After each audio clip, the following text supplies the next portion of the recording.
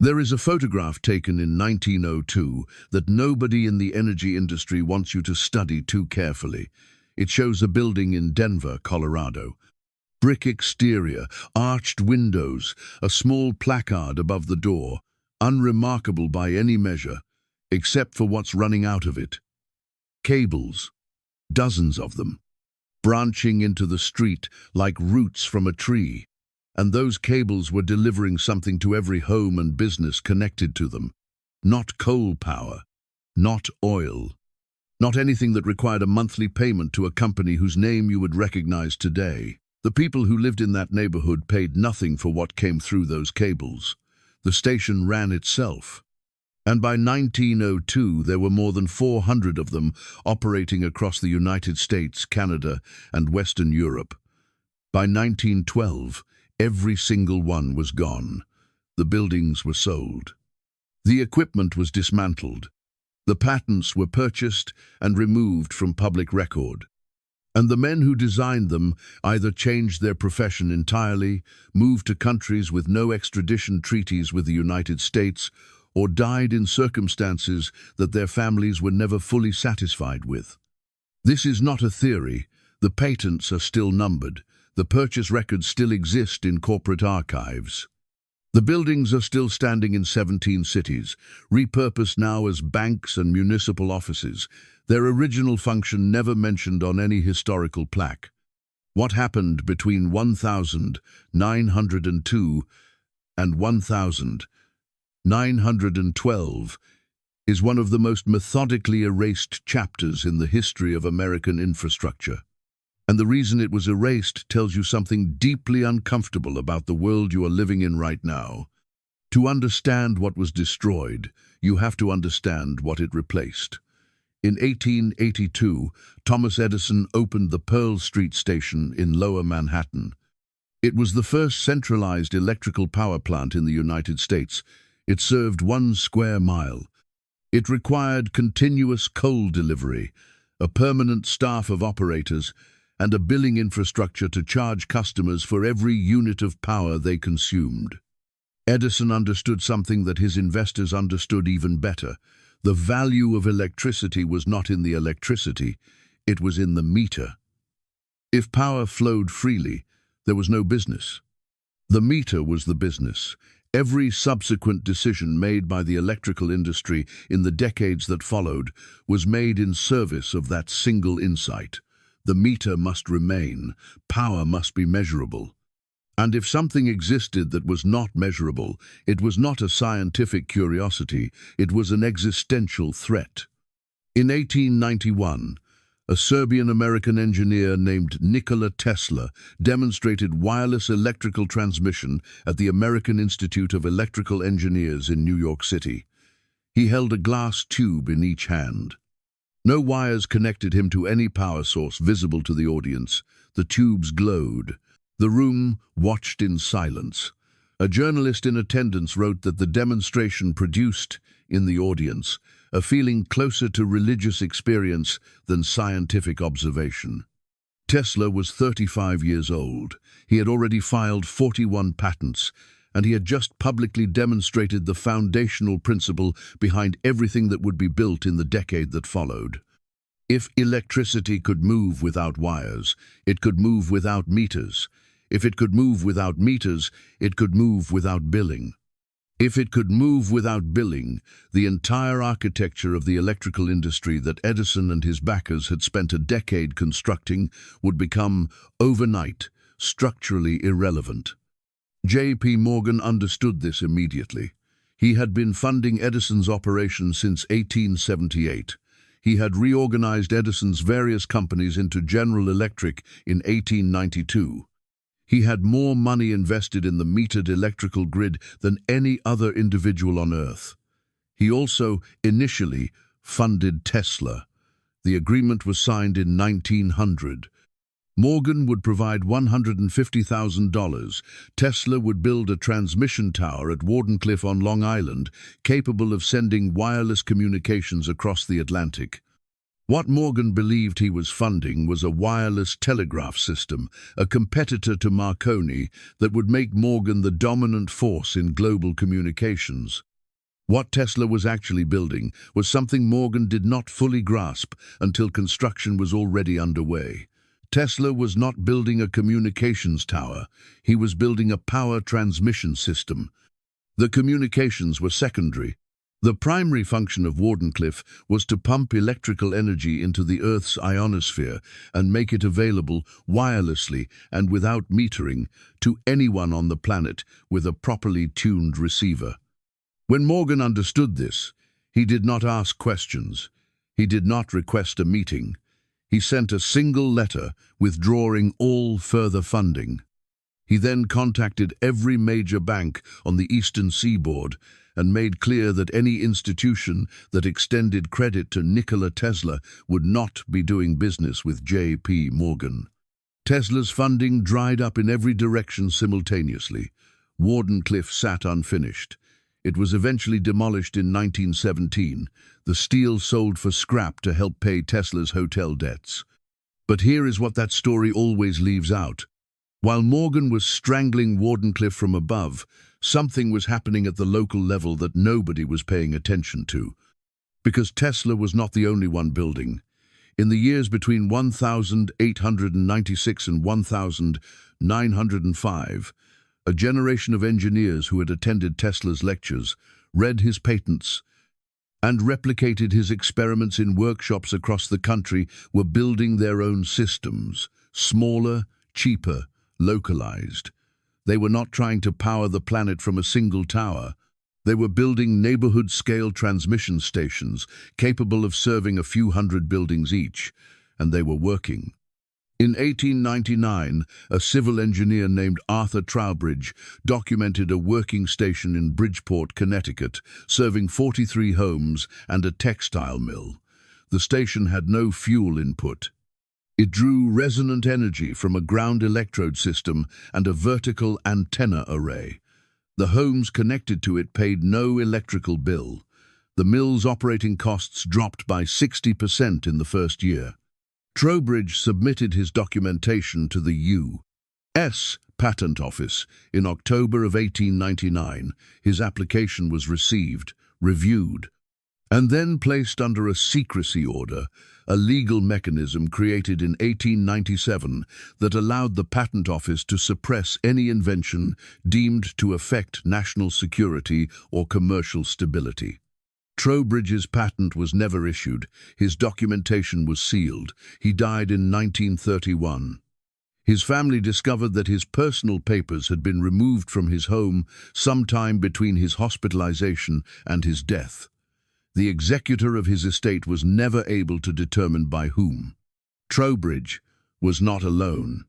Between 1896 and 1908, the United States Patent Office placed secrecy orders on at least 38 separate applications related to what applicants variously described as ground resonance, transmission, atmospheric electrical collection, and etheric power distribution.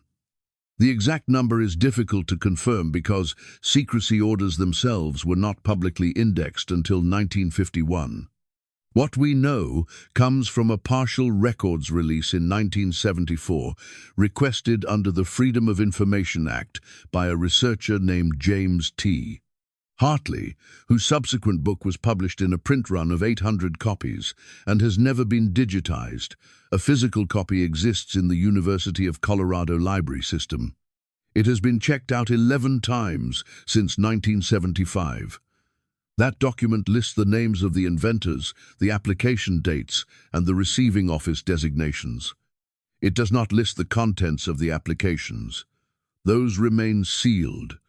38 suppressed patents, 400 operating stations, a funding blockade orchestrated by the single most powerful banker in American history, and a photograph from Denver in 1902 showing cables running out of a brick building into a neighborhood that paid nothing for what came through them. The stations did not disappear because the technology failed. They disappeared because the technology worked, and what follows next is the part of this story that the purchase records, if you can find them, make impossible to dismiss. In 1905, a holding company was incorporated in the state of Delaware under the name Continental Energy Properties, LLC. It had no public-facing officers. Its registered agent was a law firm with offices in New York and London whose client list was never disclosed. Between 1905 and 1911, Continental Energy Properties purchased through intermediaries at least 217 properties in 14 states. The purchase prices were universally above market value. In several documented cases, they were 3 to 4 times the assessed value of the property. The sellers, in nearly every case, were small engineering cooperatives, municipal improvement societies, and individual inventors operating what their own correspondents described as electrical distribution stations. After each purchase, the properties were either converted to commercial use or sat vacant. The equipment inside was removed. In some cases, neighbors reported seeing wagons leaving the properties at night, loaded with machinery. No disposal records were ever filed. No equipment from any of these stations has been located in any museum, archive, or salvage collection. It did not go somewhere. It ceased to exist. The paper trail for Continental Energy Properties ends in 1913. Its Delaware incorporation was quietly dissolved. Its registered agent firm merged with another practice the same year. The acquiring firm's records were destroyed in a building fire in 1919. The fire was ruled accidental. The building housed, at the time of the fire, the administrative records of 14 separate Delaware holding companies. All 14 sets of records were destroyed. None of the other contents of the building, including furniture, artwork, and a ground floor commercial tenant's entire inventory, were significantly damaged. Only the records burned. Now consider what happened the year before that fire. In 1913, the United States Congress passed the Revenue Act, which created the federal income tax. That same year, the Federal Reserve Act created the Federal Reserve System, centralizing American monetary policy under a banking consortium. Also, in 1913, the first electrical utility regulation framework was established in New York State, requiring all power distribution systems to be licensed, metered, and operated under state-approved tariff schedules. 3 separate pieces of infrastructure, tax collection, monetary centralization, and utility regulation, were established in the same 12-month window. Each one, independently, might be coincidence. Together, they form an architecture. You cannot operate a free power station in 1,914 inches New York without a license. You cannot get a license without agreeing to metered billing. You cannot offer metered billing at zero cost because the tariff schedule requires minimum pricing. The regulatory structure made the free stations not just commercially impossible, but legally prohibited. Whatever technology had survived the purchase campaign of 1905 to 1911 was made illegal by paperwork in 1913. This is the mechanism that history keeps forgetting to mention. Suppression does not always look like men in dark coats burning laboratories. Sometimes it looks like a zoning amendment. Sometimes it looks like a licensing requirement. Sometimes it looks like a Delaware holding company paying 3 times market value for a brick building in Bridgeport, Connecticut, and then removing everything inside it on a Tuesday night while the neighbors were asleep. The violence is administrative, the erasure is procedural, and it is far more effective than fire because it leaves no smoke. There is a man named Edwin Gray who built a working electromagnetic motor in Los Angeles in 1973 that his own documentation claimed produced 4 times its input energy. He demonstrated it for investors. He filed patents. He incorporated a company. In 1974, the Los Angeles District Attorney's Office charged him with fraud. The charges were eventually dropped. But his lab was raided during the investigation, and his working prototype was confiscated. It was never returned. Edwin Gray died in 1989. His family has never been told where the prototype is. It does not appear in any government property inventory they have been able to access.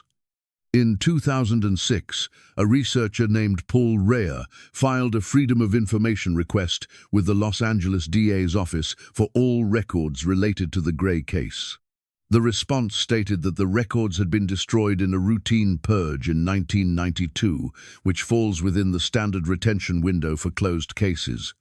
Routine, standard, nothing to see. This is the pattern.